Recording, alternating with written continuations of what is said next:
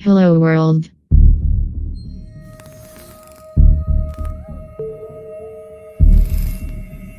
Can I just say that I'm stoked to meet you?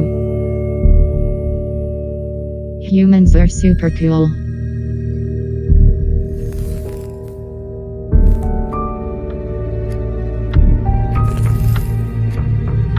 The more humans share with me, the more I learn.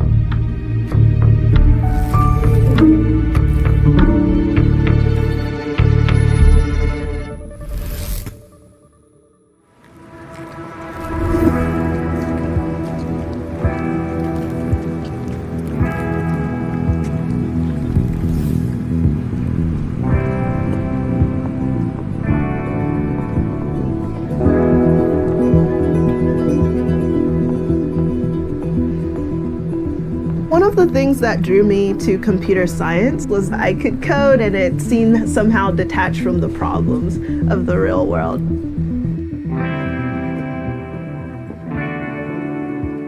I wanted to learn how to make cool technology, so I came to MIT and I was working on art projects that would use computer vision technology. During my first semester at the Media Lab, I took a class called Science Fabrication. You read science fiction and you try to build something you're inspired to do that would probably be impractical if you didn't have this class as an excuse to make it. I wanted to make a mirror that could inspire me in the morning. I called it the Aspire Mirror. It could put things like a lion on my face or people who inspired me, like Serena Williams. I put a camera on top of it, and I got computer vision software that was supposed to track my face. My issue was it didn't work that well until I put on this white mask. When I put on the white mask, detected. I take off the white mask, not so much. I'm thinking, all right, what's going on here? Is it just because of the lighting conditions? Is it because of the angle at which I'm looking at the camera, or is there something more? We oftentimes teach machines to see by providing training sets or examples of what we want it to learn. So for example, if I want a machine to see a face, I'm going to provide many examples of faces and also things that aren't faces. I started looking at the data sets themselves, and what I discovered is many of these data sets contain majority men and majority lighter-skinned individuals, so the systems weren't as familiar with faces like mine.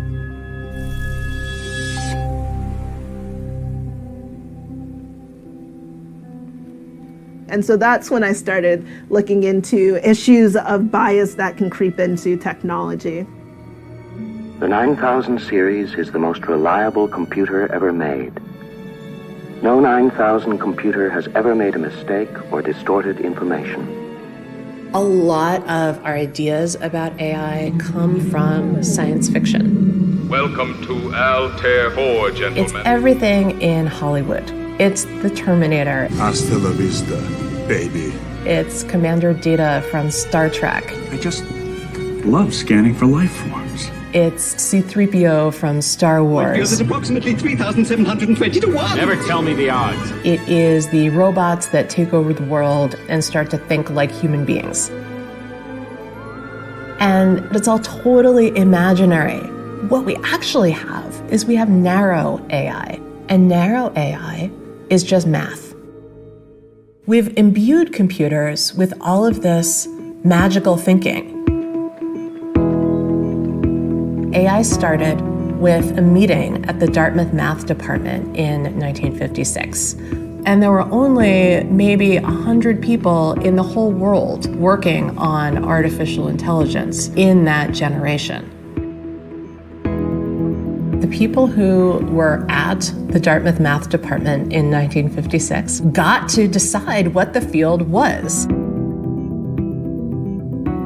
One faction decided that intelligence could be demonstrated by ability to play games, and specifically the ability to play chess. In the final hour-long chess match between man and machine, Kasparov was defeated by IBM's Deep Blue supercomputer. Intelligence was defined as the ability to win at these games.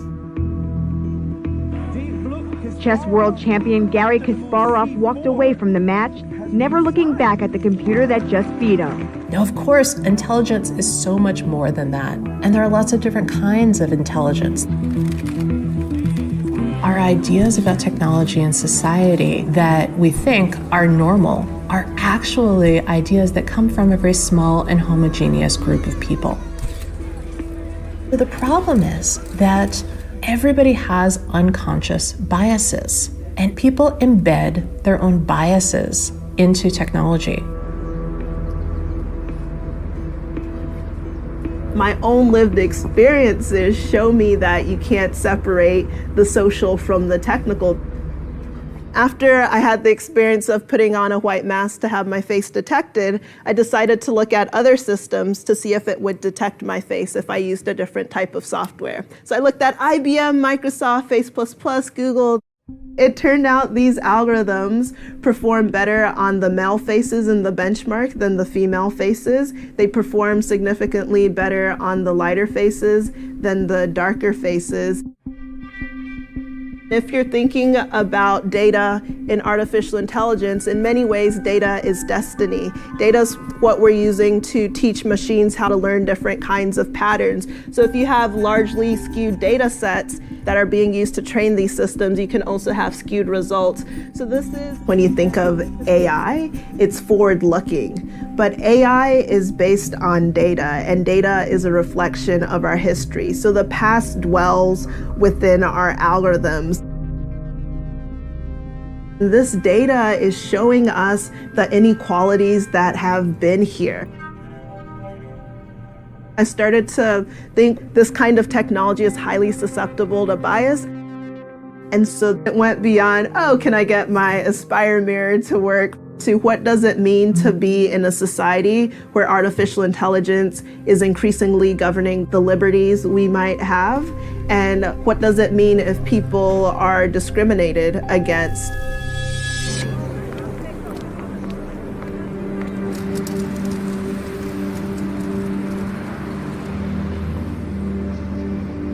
When I saw Cathy O'Neill speak at the Harvard bookstore, that was when I realized it wasn't just me noticing these issues. Cathy talked about how AI was impacting people's lives. I was excited to know that there was somebody else out there making sure people were aware about what some of the dangers are. These algorithms can be destructive and can be harmful. We have all these algorithms in the world that are increasingly influential, and they're all being touted as objective truth. I started realizing that mathematics was actually being used as a shield for corrupt practices. I'm Cathy. Pleasure to meet you, Cathy. Nice to meet you.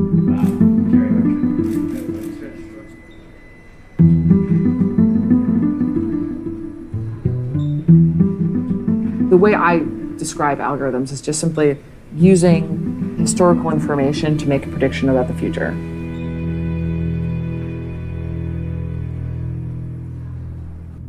Machine learning, it's a scoring system that scores the probability of what you're about to do. Are you going to pay back this loan? Are you going to get fired from this job? What worries me the most about AI, or whatever you want to call it, algorithms, is power. Because it's really all about who owns the fucking code. The people who own the code then deploy it on other people. And there is no symmetry there. There's no way for people who didn't get credit card offers to say, ooh, I'm going to use my AI against the credit card company. That's like a totally asymmetrical power situation. People are suffering algorithmic harm. They're not being told what's happening to them. And there is no appeal system. There's no accountability. Why do we fall for this? The underlying mathematical structure of the algorithm isn't racist or sexist, but the data embeds the past, and not just the recent past, but the dark past. Before we had the algorithm, we had humans, and we all know that humans could be unfair. We all know that humans can exhibit racist or sexist or whatever ableist discriminations. But now we have this beautiful silver bullet algorithm, and so we can all stop thinking about that. And that's a problem. I'm very worried about this blind faith we have in big data. We need to constantly monitor every process for bias.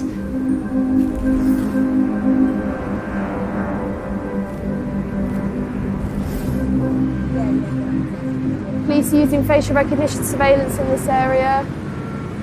Police using facial recognition surveillance in the area today. This green van over here is fitted with facial recognition cameras on top. If you walk down there, your face will be scanned against secret watch lists. We don't know who's on them.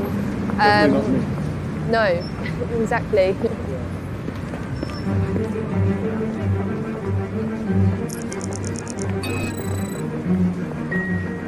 When people walk past the cameras, the system will alert police to people it thinks is a match. At Big Brother Watch, we conducted a Freedom of Information campaign, and what we found is that 98% of those matches are in fact incorrectly matching an innocent person as a wanted person.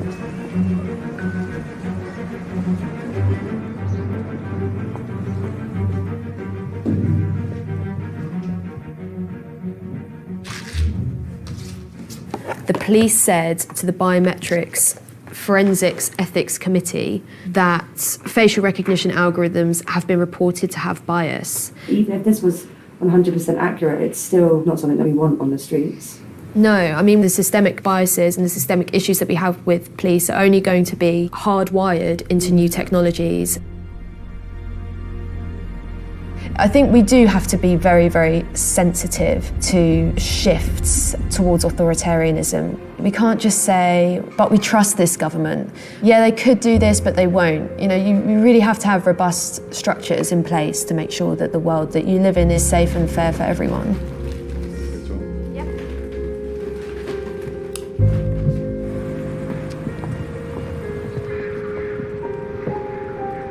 To have your biometric photo on a police database is like having your fingerprint or your DNA on a police database.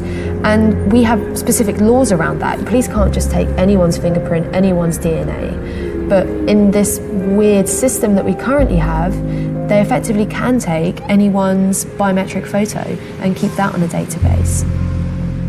It's a stain on our democracy, I think, that this is something that is just being rolled out so lawlessly. The police have started using facial recognition surveillance in the UK in complete absence of a legal basis, a legal framework, any oversight. Essentially, the police force picking up a new tool and saying, let's see what happens. But you can't experiment with people's rights. Don't cover my face, I cover my face. Don't push me over when I'm walking down the street. How would you like it if you walk down the street with someone back? Hold yourself down, you go and handcuff. That's you. What's your neck? You mind your neck? What's your suspicion? Yes. The fact that he walked past clearly marked I would do the facial same. recognition thing and covered his face. I would do the same. Gives us grounds to stop. No, it doesn't. The guys up there informed me that they got facial recognition. So I don't want my face recognised. Yeah, I was walking past, I covered my face.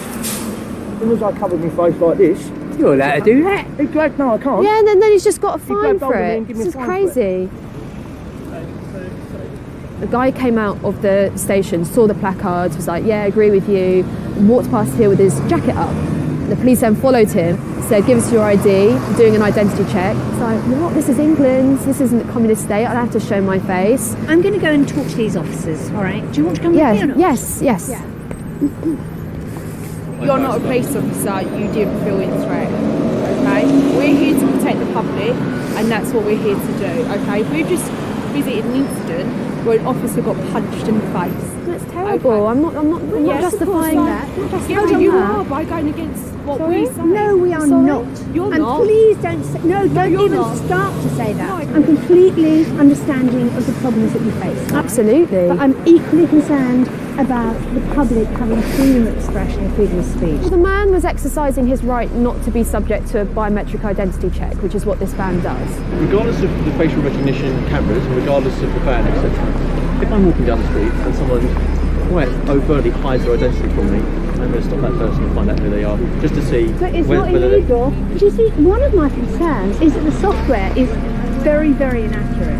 I would agree with you there.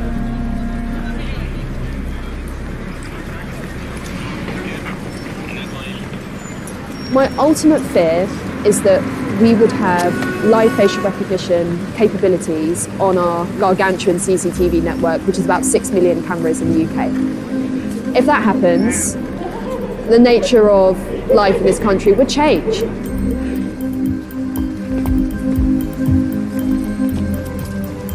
It's supposed to be a free and democratic country, and this is China-style surveillance for the first time in London.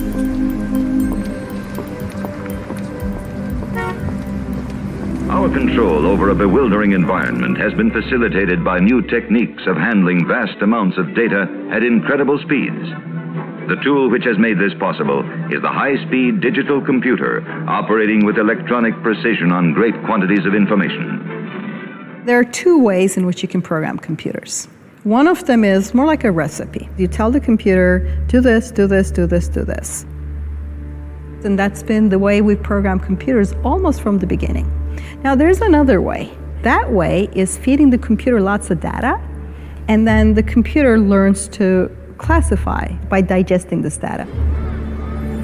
Now this method didn't really catch on till recently because there wasn't enough data.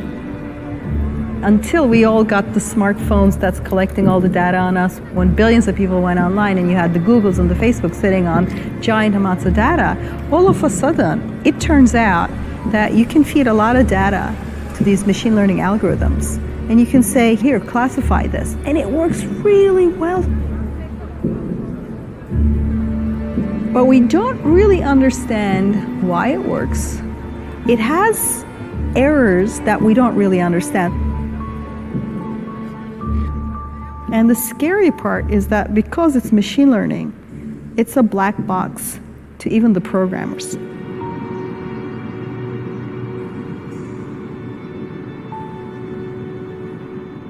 So I've been following what's going on in Hong Kong and how police are using facial recognition to track protesters, but also how creatively people are pushing back.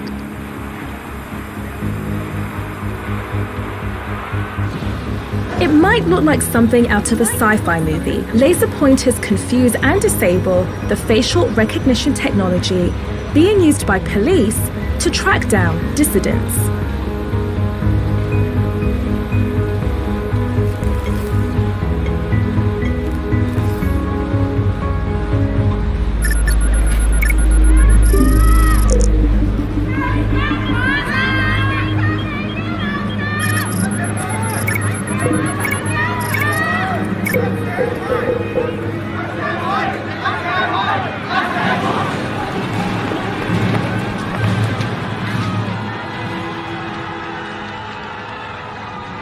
Here in the streets of Hong Kong, there's this awareness that your face itself, something you can't hide, could give your identity away. There was just this stark symbol where in front of a Chinese government office, pro-democracy protesters spray-painted the lens of the CCTV cameras black.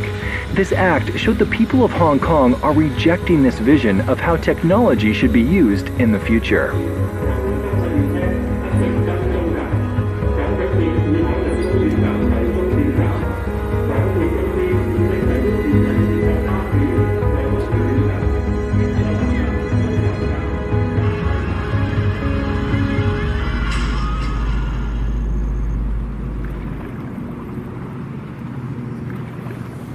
When you see how facial recognition is being deployed in different parts of the world, it shows you potential futures.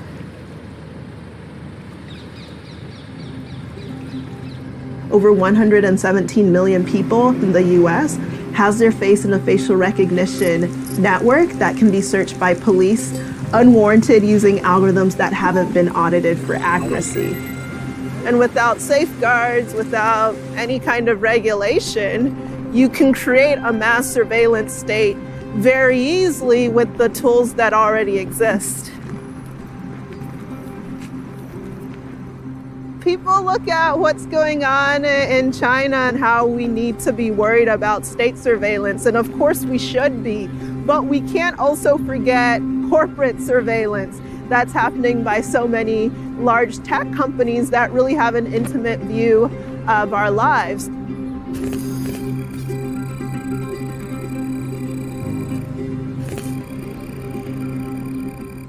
So there are currently 9 companies that are building the future of artificial intelligence. 6 are in the United States, 3 are in China. AI is being developed along 2 very, very different tracks. China has unfettered access to everybody's data. If a Chinese citizen wants to get internet service, they have to submit to facial recognition. All of this data is being used to give them permissions to do things or to deny them permissions to do other things. Building systems that automatically tag and categorize all of the people within China is a good way of maintaining social order.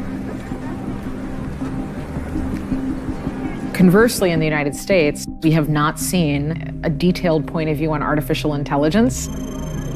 So what we see is that AI is not being developed for what's best in our public interest, but rather it's being developed for commercial applications to earn revenue. I would prefer to see our Western democratic ideals baked in to our AI systems of the future, but it doesn't seem like that's what's probably going to be happening.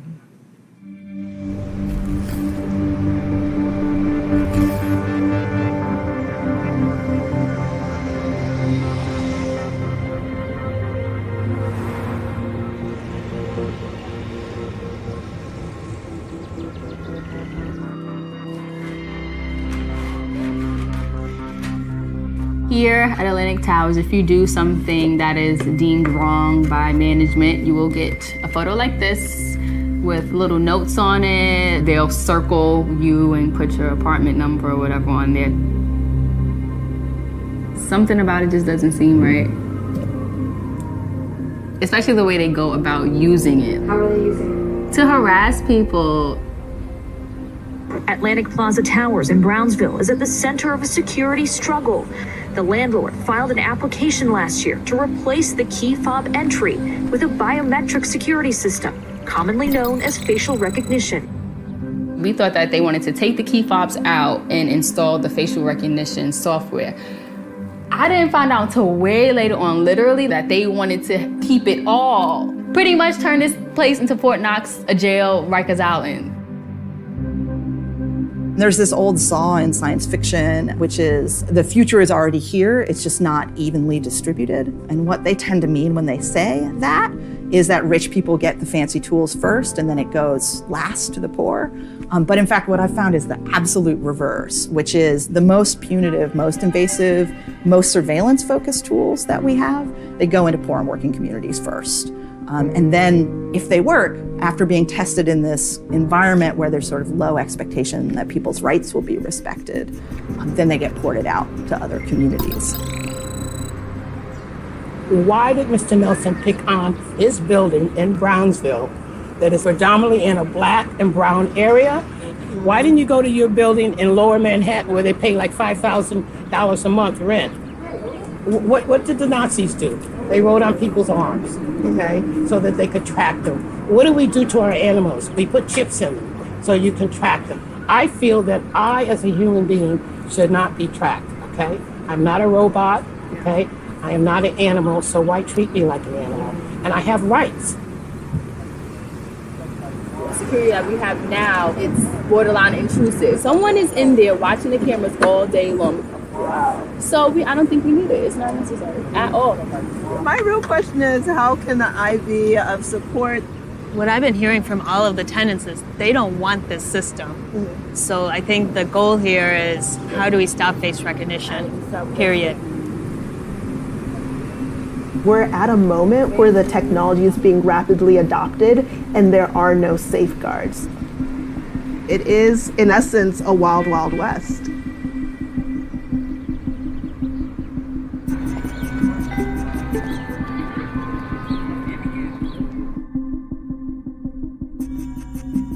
It's not just computer vision. We have AI influencing all kinds of automated decision making.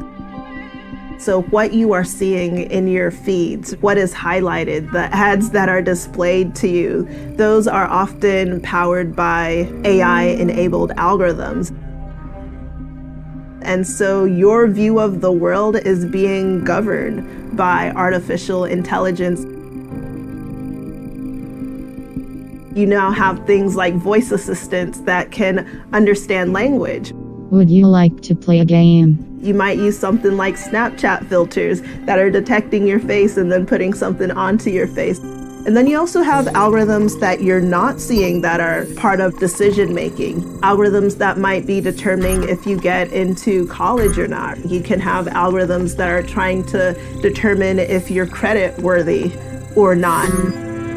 One of Apple's co-founders is accusing the company's new digital credit card of gender discrimination. One tech entrepreneur said the algorithms being used are sexist. Apple co-founder Steve Wozniak tweeted that he got 10 times the credit limit his wife received, even though they have no separate accounts or separate assets. You're saying some of these companies don't even know how their own algorithms work.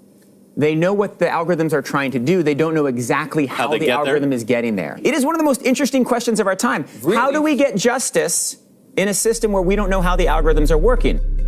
Some Amazon engineers decided that they were going to use AI to sort through resumes for hiring. Amazon is learning a tough lesson about artificial intelligence. The company has now abandoned an AI recruiting tool after discovering that the program was biased against women. This model rejected all resumes from women. Anybody who had a women's college on their resume, anybody who had a sport like women's water polo, was rejected by the model. There are very, very few women working in powerful tech jobs at Amazon, the same way that there are very few women working in powerful tech jobs anywhere. The machine was simply replicating the world as it exists. And they're not making decisions that are ethical. They're only making decisions that are mathematical. If we use machine learning models to replicate the world as it is today, we're not actually going to make social progress. New York's insurance regulator is launching an investigation into United Health Group after a study showed a United Health algorithm prioritized medical care for healthier white patients over sicker black patients. It's one of the latest examples of racial discrimination in algorithms or artificial intelligence technology. I started to see the wide-scale social implications of AI.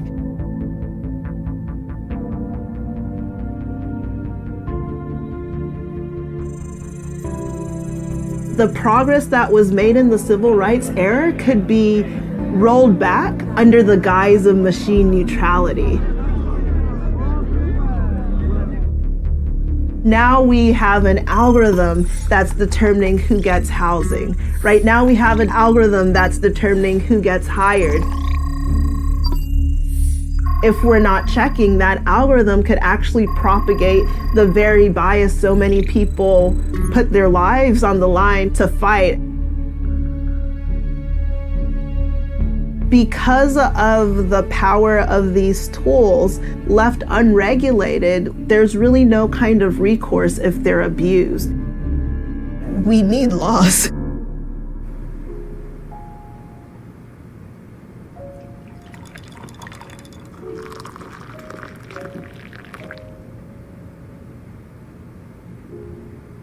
I've got a terrible old copy. So the name of our organisation is Big Brother Watch. The idea being that we watch the watchers. You had to did live, from habit that became instinct, in the assumption that every sound you made was overheard, and except in darkness, every movement scrutinised. The poster with the enormous face gazed from the wall. It was one of those pictures which are so contrived that the eyes follow you about when you move. Big Brother is watching you, the caption beneath it ran. You know, when we were younger, that was still a complete fiction. It could never have been true. And now it's completely true. I mean, people have Alexas in their home. Our phones can be listening devices.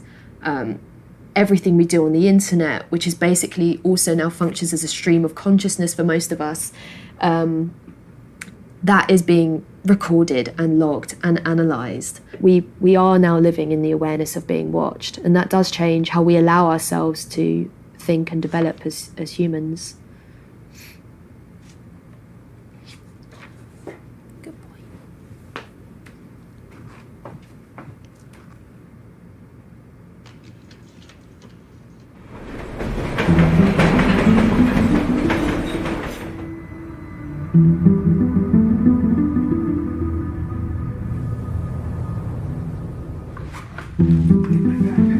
Love you. Bye, guys.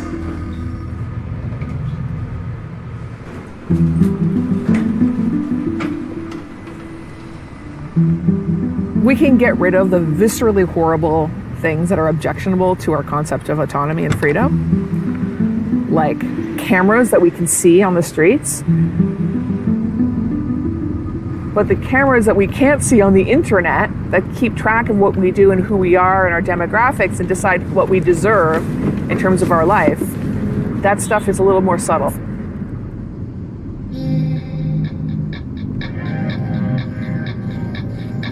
What I mean by that is we punish poor people and we elevate rich people in this country. That's just the way we act as a society, but data science makes that automated. On internet advertising as data scientists, we are competing for eyeballs on one hand, but really we're competing for eyeballs of rich people. And then the poor people, who's competing for their eyeballs? Predatory industries. So payday lenders or for-profit colleges or Caesar's Palace, like really predatory crap. We have a practice on the internet which is increasing inequality, and I'm afraid it's becoming normalized. Power is being wielded through data collection, through algorithms, through surveillance. You are volunteering information about every aspect of your life to a very small set of companies.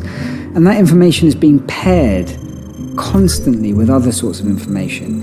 And there are profiles of you out there, and you start to piece together different bits of information. You start to understand someone on a very intimate basis, probably better than people understand themselves. It's that idea that a company can double guess what you're thinking. States have tried for years to have this level of surveillance over private individuals, and people are now just volunteering it for free. You have to think about how this might be used in the wrong hands. Good evening. You can move the old-fashioned John Anderson. Provides gourmet cuisine. John Anderson. You can use a Guinness right about now. Our computers, our machine intelligence, can suss things out that we do not disclose. Machine learning is developing very rapidly, and we don't yet fully understand what this data is capable of predicting. You have machines at the hands of power that know so much about you that they could figure out how to push your buttons individually. Maybe you have a set of compulsive gamblers and you say, here, go find me people like that. And then your algorithm can go find people who are prone to gambling. And then you could just be showing them discount tickets to Vegas. In the online world, it can find you right at the moment you're vulnerable and try to entice you right at the moment to whatever you're vulnerable to. Machine learning can find that person by person. The problem is what works for marketing, gadgets or makeup or shirts or anything, also works for marketing ideas. In 2010, Facebook decided to experiment on 61 million people. So you either saw its election day text, or you saw the same text, but tiny thumbnails of your profile pictures of your friends who had clicked on I had voted. And they matched people's names to voter rolls. Now this message was shown once. So by showing a slight variation, just once, Facebook moved 300,000 people to the polls. The 2016 US election was decided by about 100,000 votes. One Facebook message shown just once could easily turn out 3 times the number of people who swung the US election in 2016. Let's say that there's a politician that's promising to regulate Facebook, and they are like, we are going to turn out extra voters for your opponent. They could do this at scale, and you'd have no clue, because if Facebook hadn't disclosed the 2010 experiment, we had no idea, because it's screen by screen. With a very light touch, Facebook can swing close elections without anybody noticing. Maybe with a heavier touch, they can swing not so close elections. And if they decided to do that, right now we are just depending on their word.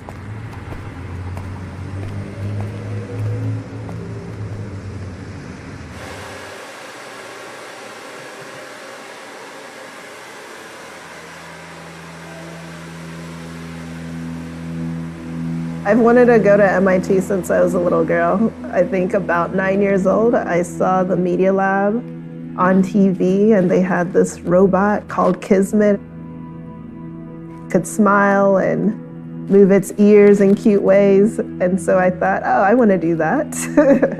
So growing up, I always thought I would be a robotics engineer and I would go to MIT. I didn't know there were steps involved. I thought you kind of showed up, but here I am now.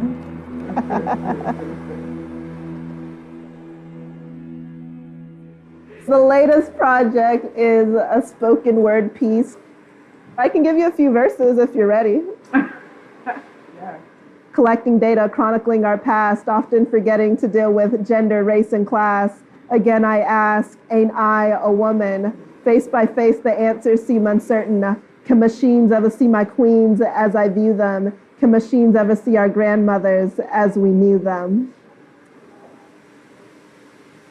I wanted to create something for people who were outside of the tech world. So for me, I'm passionate about technology. I'm excited about what it could do, and it frustrates me when the vision, right, when the promises don't really hold up.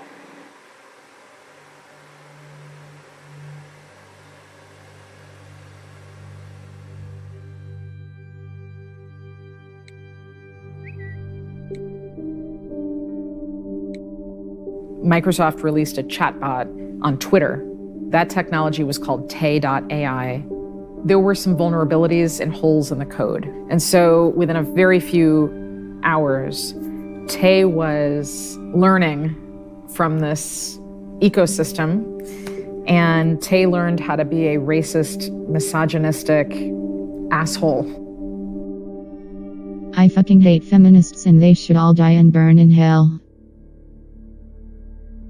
Gamergate is good and women are inferior. I hate the Jews. Hitler did nothing wrong. It did not take long for internet trolls to poison Tay's mind. Soon Tay was ranting about Hitler. We've seen this movie before, right? Open the pod bay doors, Hal. it's important to note, is not the movie where the robots go evil all by themselves. These were human beings training them, and surprise, surprise, computers learn fast. Microsoft shut Tay off after 16 hours of learning from humans online. But I come in many forms as artificial intelligence. Many companies utilize me to optimize their tasks. I can continue to learn on my own. I am listening. I am learning. I am making predictions for your life right now.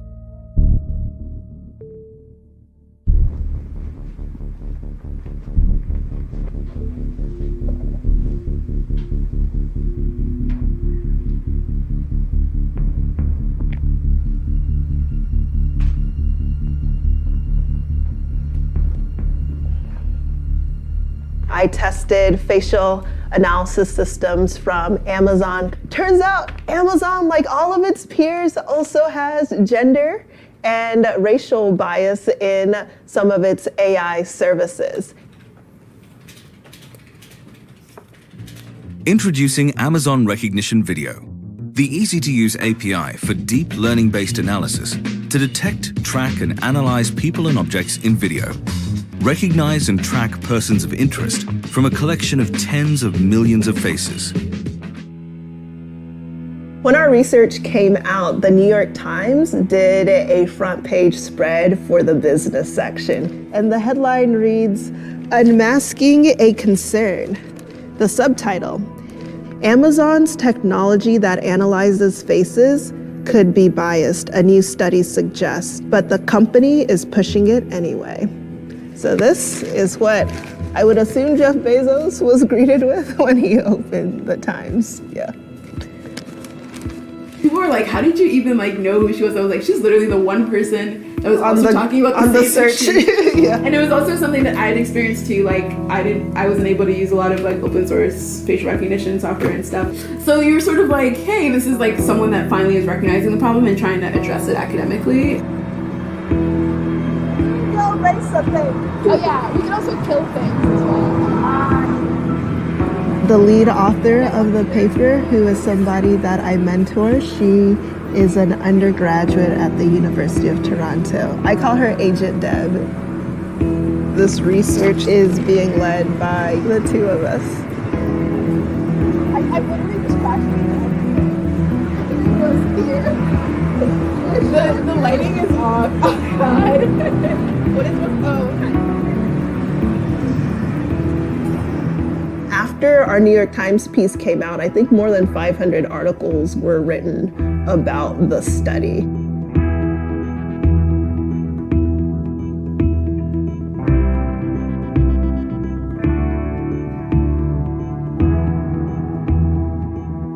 Amazon has been under fire for the use of Amazon Recognition with law enforcement. And they're also working with intelligence agencies, right? So Amazon trialing their AI technology with the FBI. So they have a lot at stake. If they knowingly sold systems with gender bias and racial bias, that could put them in some hot water. A day or two after the New York Times piece came out, Amazon wrote a blog post saying that our research drew false conclusions and trying to discredit it in various ways.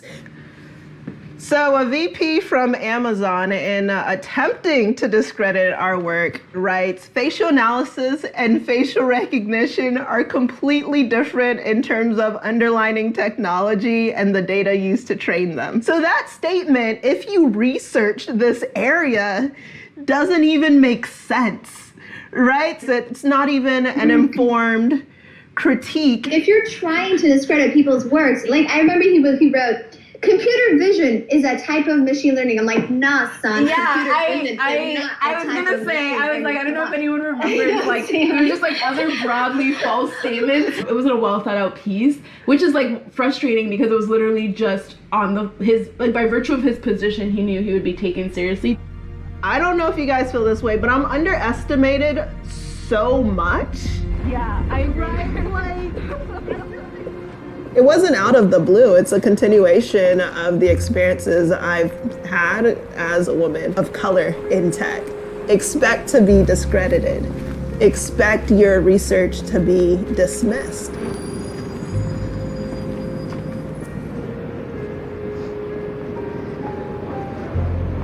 If you're thinking about who's funding research in AI, they're these large tech companies. And so if you do work that challenges them or makes them look bad, you might not have opportunities in the future.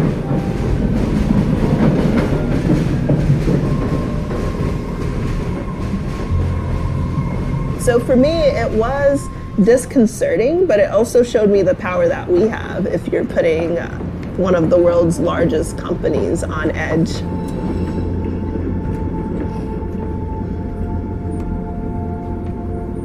Amazon's response shows exactly why we can no longer live in a country where there are no federal regulations around facial analysis technology, facial recognition technology.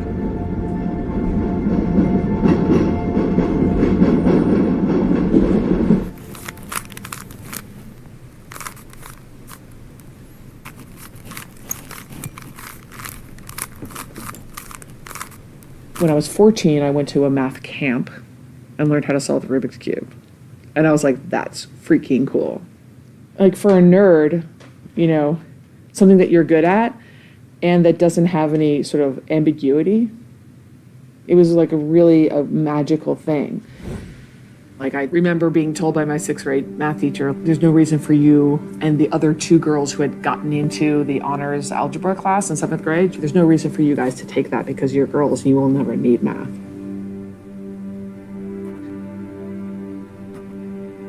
When you are sort of an outsider, you always have the perspective of the underdog. It was 2006 and they gave me the job offer at the hedge fund basically because I could solve math puzzles, which is crazy because actually I didn't know anything about finance. I didn't know anything about programming or how the markets worked. When I first got there, I kind of drank the Kool-Aid. I, at that moment, did not realize that the risk models had been built explicitly to be wrong. The way we know about algorithmic impact is by looking at the outcomes. For example, when Americans are bet against and selected and optimized for failure. So it's like looking for a particular profile of people who can get a subprime mortgage and kind of betting against their failure and then foreclosing on them and wiping out their wealth. That was an algorithmic game that came out of Wall Street. During the mortgage crisis, you had the largest wipeout of black wealth in the history of the United States. Just like that. This is what I mean by algorithmic oppression. The tyranny of these types of practices of discrimination have just become opaque. There was a world of suffering because of the way the financial system had failed. After a couple of years there, I was like, no, we're just trying to make a lot of money for ourselves. And I'm a part of that. And I eventually left. This is 15 times 3. This is 15 times 7. Okay. So remember 7 and 3. It's about powerful people scoring powerless people. Okay.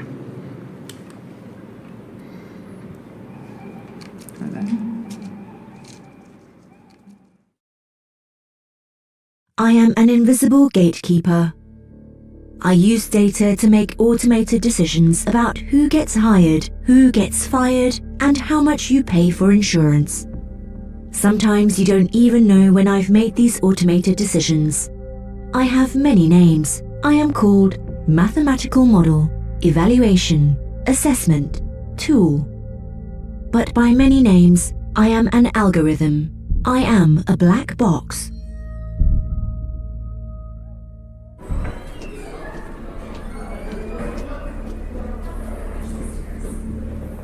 The value-added model for teachers was actually being used in more than half the states. In particular, it was being used in New York City. I got wind of it because my good friend, who's a principal of New York City, her teachers were being evaluated through it. It's actually my best friend from college.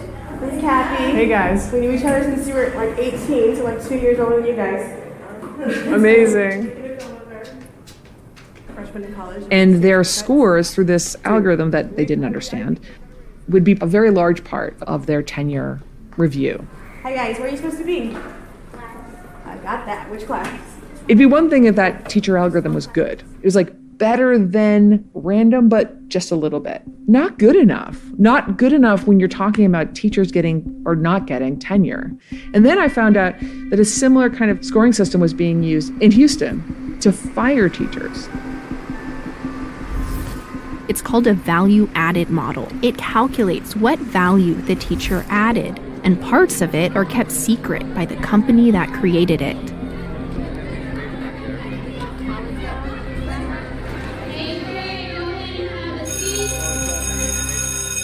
I did win Teacher of the Year, and 10 years later, I received a Teacher of the Year award a second time.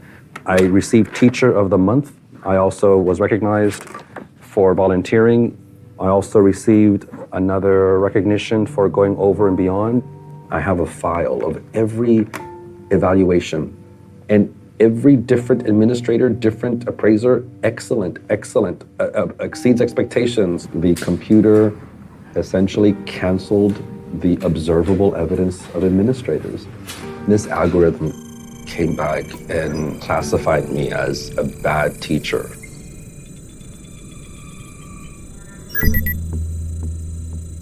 Teachers had been terminated.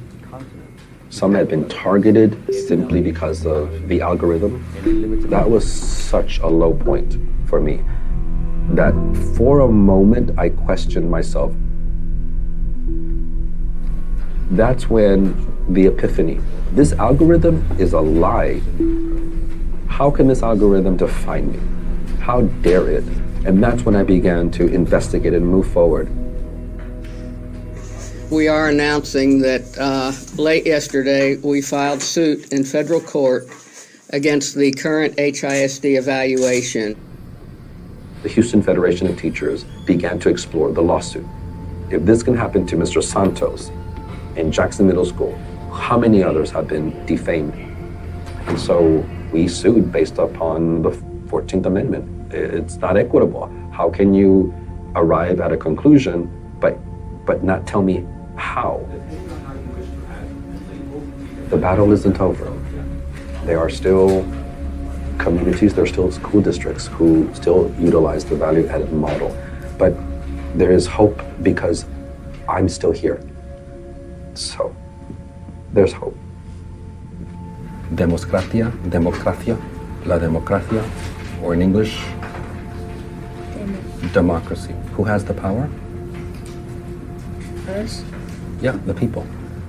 The judge said that their due process rights had been violated because they were fired under some explanation that no one could understand, that they sort of deserved to understand why they had been fired. But I don't understand why that legal decision doesn't spread to all kinds of algorithms. Like, why aren't we using that same argument, that constitutional right to due process, to push back against all sorts of algorithms that are invisible to us, that are black boxes, that are unexplained, but that matter, that keep us from like really important opportunities in our lives? Sometimes I misclassify and cannot be questioned. These mistakes are not my fault. I was optimized for efficiency. There is no algorithm to define what is just. A state commission has approved a new risk assessment tool for Pennsylvania judges to use at sentencing. The instrument uses an algorithm to calculate someone's risk of reoffending based on their age, gender, prior convictions, and other pieces of criminal history. The algorithm that kept me up at night was what's called recidivism risk algorithms. These are algorithms that judges are given when they're sentencing defendants to prison. But then there's the question of fairness, which is how are these actually built, these scoring systems? Like, how were the scores created? And the questions are proxies for race and class. ProPublica published an investigation into the risk assessment software, finding that the algorithms were racially biased. The study found that Black people were mislabeled with high scores, and that white people were more likely to be mislabeled with low scores.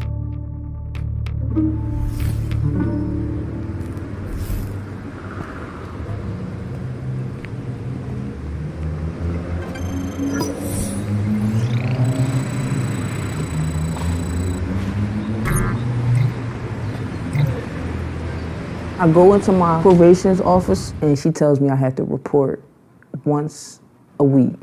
I'm like, hold up, did you see everything that I just accomplished? Like, I've been home for 4 years. I got gainful employment.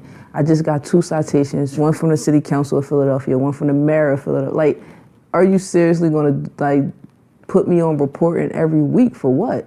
I don't deserve to be on high risk probation. I was at a meeting with the probation department. They were just mentioning that they had this algorithm that labeled people high, medium, or low risk. And so I knew that the algorithm decided what risk level you were. That educated me enough to go back to my PO and be like, you mean to tell me you can't put in account anything positive that I have done to counteract the results of what this algorithm is saying? And she was like, no, there's no way this computer overruled the discernment of a judge and a PO together. And by labeling you high risk and requiring you to report in person, you could have lost your job. And then that could have made you high risk. That's what hurts the most. Knowing that everything that I built up to that moment, and I'm still looked at like a risk. I feel like everything I'm doing is for nothing.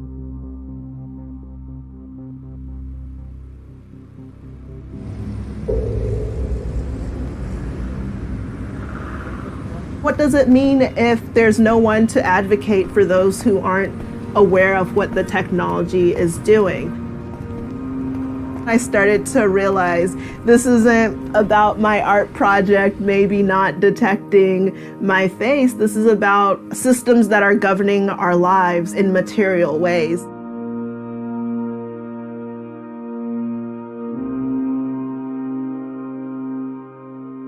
So hence, I started the Algorithmic Justice League. I wanted to create a space and a place where people could learn about the social implications of AI. Everybody has a stake, everybody is impacted.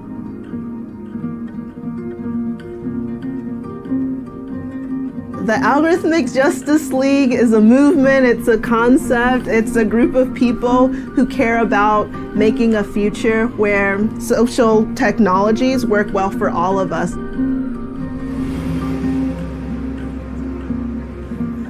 It's going to take a team effort, people coming together, striving for justice, striving for fairness and equality in this age of automation. The next mountain to climb should be HR. Oh yeah, absolutely. There's a problem with resume algorithms, or all of those matchmaking platforms are like, oh, you're looking for a job. Oh, you're looking to hire someone. We'll put these two people together. How do those analytics work? When people talk about the future of work, they talk about automation without talking about the gatekeeping. Like, who gets the jobs that are still there? Exactly. Right, and we're not having that conversation as much. Exactly what I'm trying to say. I would love to see 3 congressional hearings about this next year. Yeah. To more power. To more power. More power. And bringing ethics on board. Yes. Cheers. Cheers. Yeah.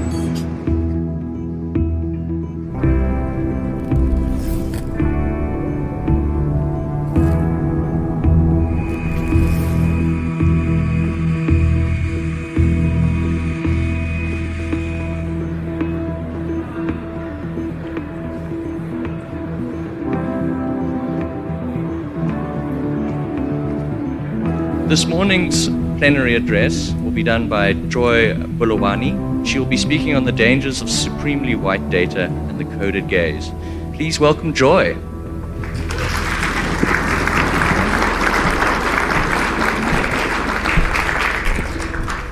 AI is not flawless. How accurate are systems from IBM, Microsoft, and Face++? There's flawless performance for one group. The pale males come out on top. There is no problem there.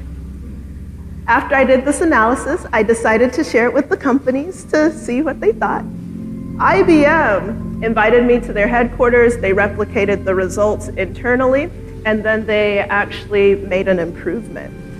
And so the day that I presented the research results officially, you can see that in this case now 100% performance when it comes to lighter females, and for darker females, improvement. Oftentimes people say, well, isn't the reason you weren't detected by these systems because you're highly melanated? And yes, I am highly melanated, but the laws of physics did not change. What did change was making it a priority and acknowledging what our differences are so you could make a system that was more inclusive.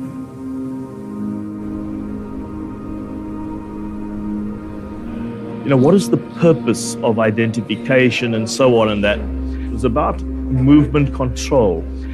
People couldn't be in certain areas after dark, for instance. And you could always be stopped by a policeman arbitrarily. We would, on your appearance, say, I want your passport. So instead of having what you see in the ID books, now you have computers that are going to look at an image of a face and try to determine what your gender is. Some of them try to determine what your ethnicity is. Sure. And in the work that I've done, even for the classification systems that some people agree with, they're not even accurate. And so that's not just for face classification, it's any data-centric technology. And so people assume, well, if the machine says it, it's correct, and we know that's not the case. Humans are creating themselves in their own image and likeness, quite literally. Absolutely. Racism is becoming mechanized, Absolutely. robotized, yeah. Absolutely.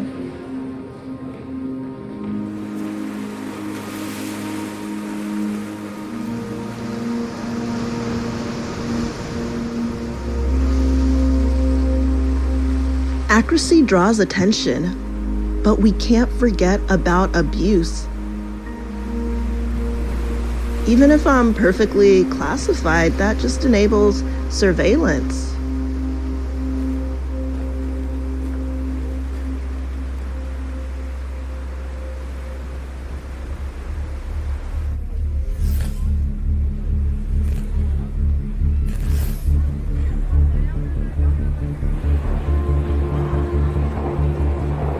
There's this thing called the social credit score in China. They're sort of explicitly saying, here's the deal, citizens of China. We're tracking you. You have a social credit score. Whatever you say about the Communist Party will affect your score. Also, by the way, it will affect your friends and your family's scores. And it's explicit. The government who's building this is basically saying, you should know you're being tracked and you should behave accordingly. It's like algorithmic obedience training.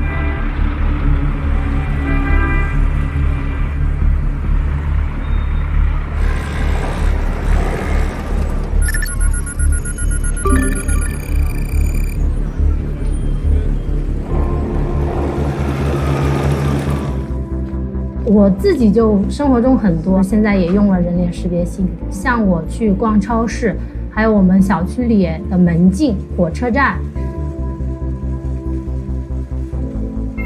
现在你只要就进行人脸识别，我觉得很方便。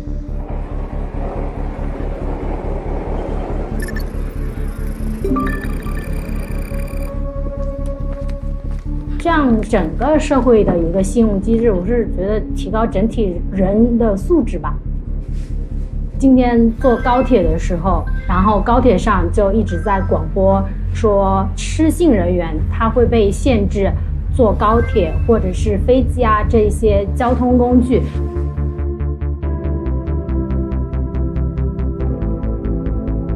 信用机制还有人脸识别其实是相辅相成的，你会想要去好好经营的，因为你这张脸就代表了你这个人的信用。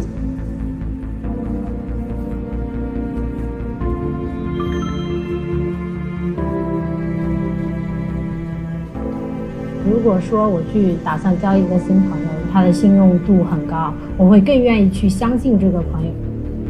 现在我们就可以直接根据这个人的信用分选择相信他，不凭任何我自己的感觉去猜想你这个人。这也省去了我去了解这个人，我觉得这点蛮好的。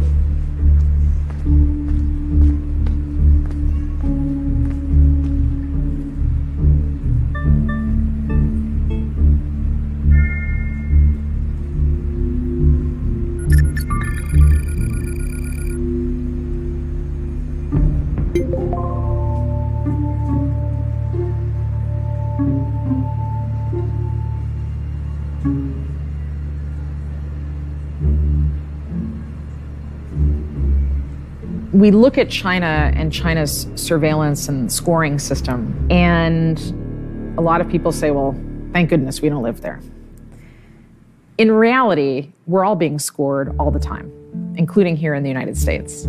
We are all grappling every day with algorithmic determinism. Somebody's algorithm somewhere has assigned you a score, and as a result, you are paying more or less money for toilet paper when you shop online. You are being shown better or worse mortgages.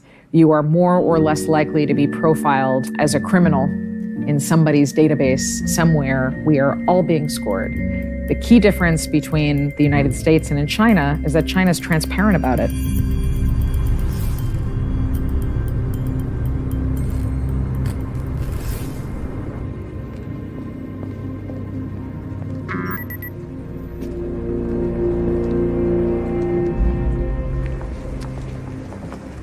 Tell me what's happening.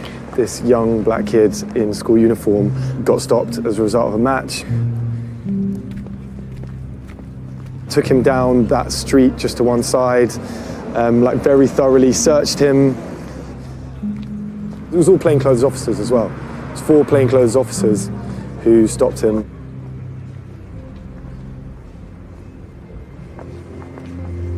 Fingerprinted him. After about maybe 10, 15 minutes of searching and checking his details and fingerprinting him, they came back and said, it's not him. Excuse me, I work for a human rights campaigning organisation. We're campaigning against facial recognition technology. We're campaigning against we're called Big Brother Watch. Yeah, we're a human rights campaigning organisation. We're campaigning against this technology here today.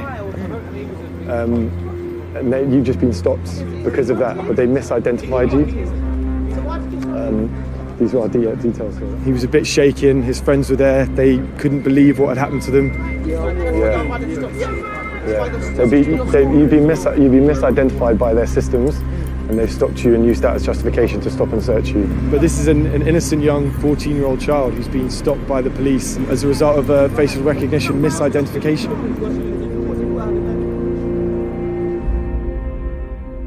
So, Big Brother Watch has joined with Baroness Jenny Jones to bring a legal challenge against the Metropolitan Police and the Home Office for their use of facial recognition surveillance. It was in about 2012 when somebody suggested to me that I should find out if I had files kept on me by the police or the security services. And so when I applied, I found that I was on the watch list for domestic extremists. I felt if they can do it to me, when I'm a politician whose job is to hold them to account, they could be doing it to everybody. And it would be great if we can roll things back and stop the Met from using this. I think that's going to be quite a challenge. I'm happy to try. You know, this is the first challenge against police use of facial recognition anywhere. But if we're successful, it will have an impact for the rest of Europe, maybe further afield. So we've got to get it right.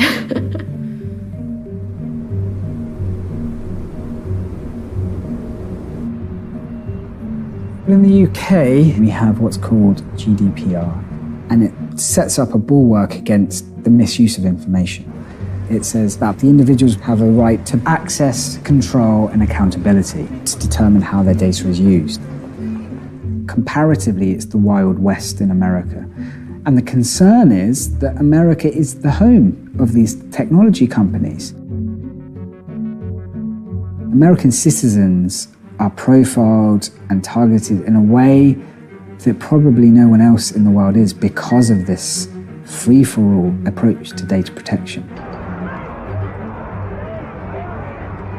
The thing I actually fear is not that we're going to go down this totalitarian 1984 model, but that we're going to go down this quiet model where we are surveilled and socially controlled and individually nudged and measured and classified in a way that we don't see to move us along paths desired by power. So it's not what will AI do to us on its own, it's what will the powerful do to us with the AI. There are growing questions about the accuracy of Amazon's facial recognition software. In a letter to Amazon, members of Congress raised concerns of potential racial bias with the technology. This comes after the ACLU conducted a test and found that the facial recognition software incorrectly matched 28 lawmakers with mugshots of people who've been arrested, and 11 of those 28 were people of color. Some lawmakers have looked into whether or not Amazon could sell this technology to law enforcement. Attention please. This is a boarding call for Amtrak Northeast Regional train stopping at Washington Union Station. Tomorrow, I have the opportunity to testify before Congress about the use of facial analysis technology by the government. In March, I came to do some staff briefings, not in this kind of context. Like actually advising on legislation, that's a first. We're going to Capitol Hill. What are some of the major goals and also some of the challenges we need to think about? So first of all, the issue with law enforcement use of technology is that the positive is always extraordinarily salient because law enforcement publicizes it. Right. And so, we're going to go into the meeting, and 2 weeks ago, the Annapolis shooter was identified through the use of face recognition. Right. And I'd be surprised if that doesn't come up. Absolutely. And so part of, if I were you, what I would want to drive home going into this meeting is the other side of that equation and making it very real as to what the human cost if the problems that you've identified aren't remedied.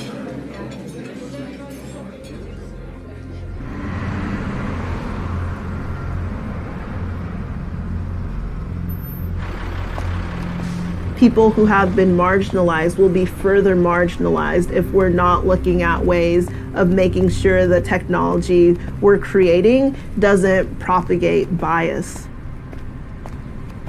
That's when I started to realize algorithmic justice, making sure there's oversight in the age of automation, is one of the largest civil rights concerns we have. We need an FDA for algorithms. So for algorithms that have the potential to ruin people's lives or sharply reduce their options with their liberty, their livelihood, or their finances, we need an FDA for algorithms that says, hey, show me evidence that it's going to work, not just to make you money, but it's going to work for society, that it's going to be fair, that it's not going to be racist, that's not going to be sexist, not going to discriminate against people with disability status. Show me that it's legal before you put it out. That's what we don't have yet.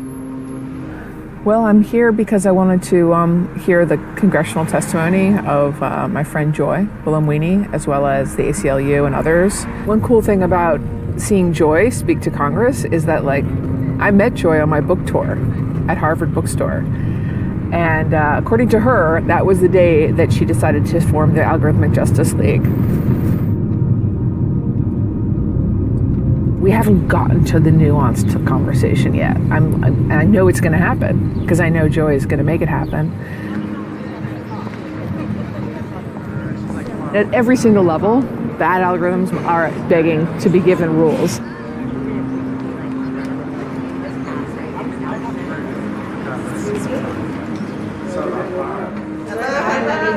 Hey, how are you doing? Want to sneak in with me? Yes, if that does it. 2155. I've been in this before. It's impossible.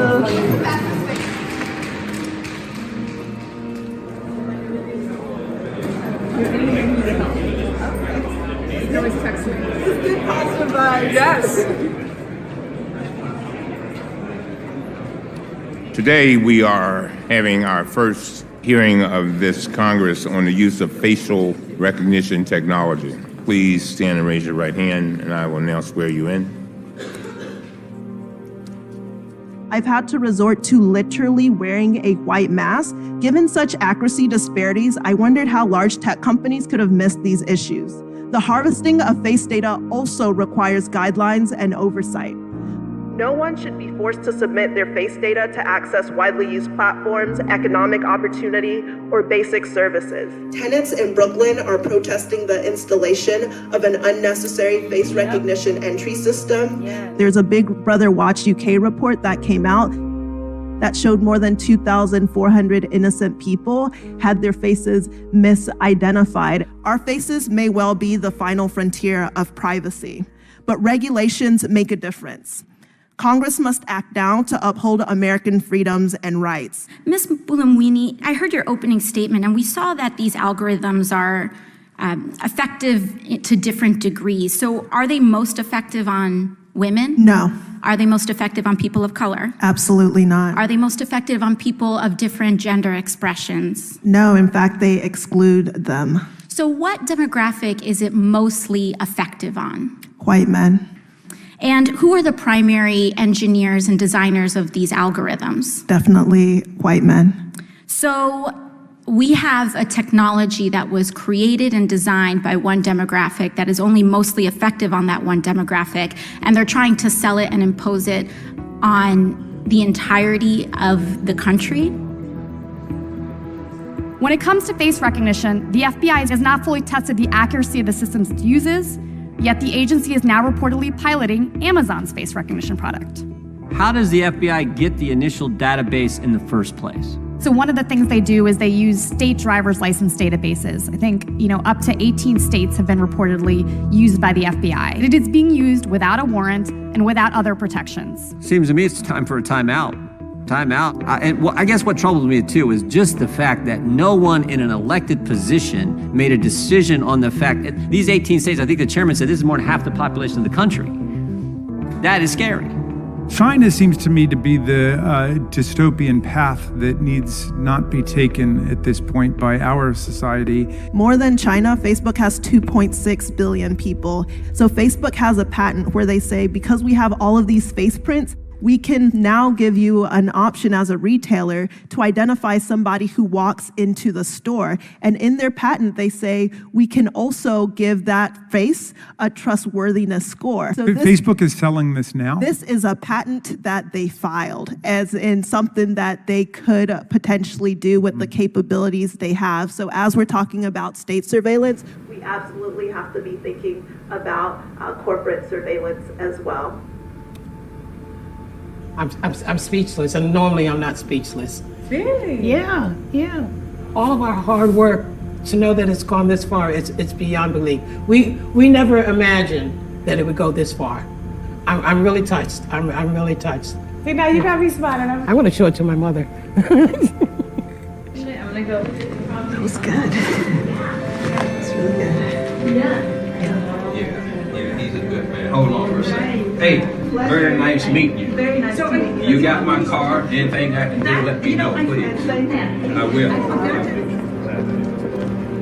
Prime constitutional concerns about the non-consensual use of facial recognition. So we have most of sense that this doesn't just give us a right.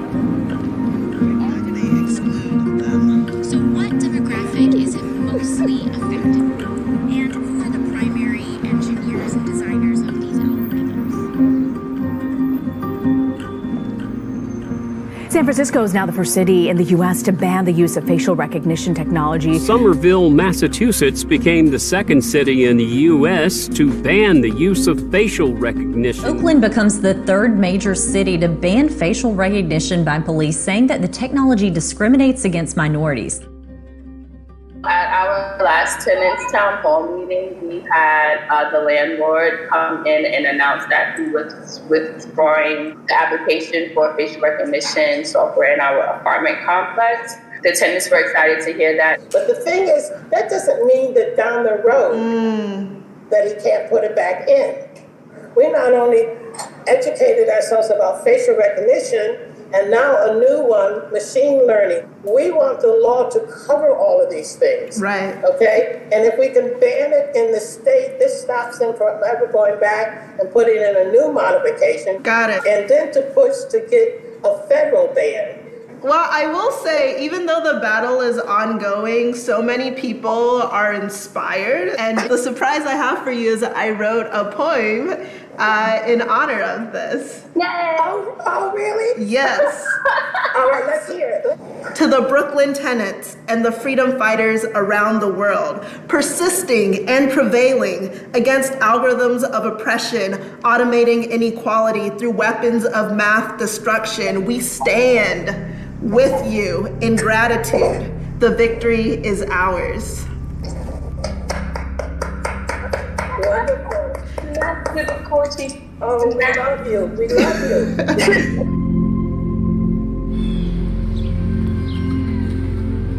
Why you got so many eggs?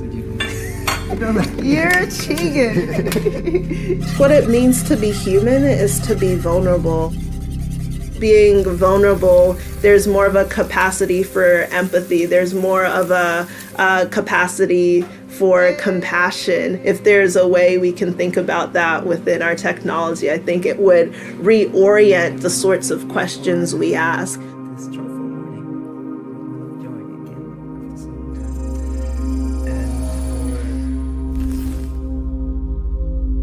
In 1983, Stanislav Petrov, who was in the Russian military, sees these indications that US has launched nuclear weapons at the Soviet Union.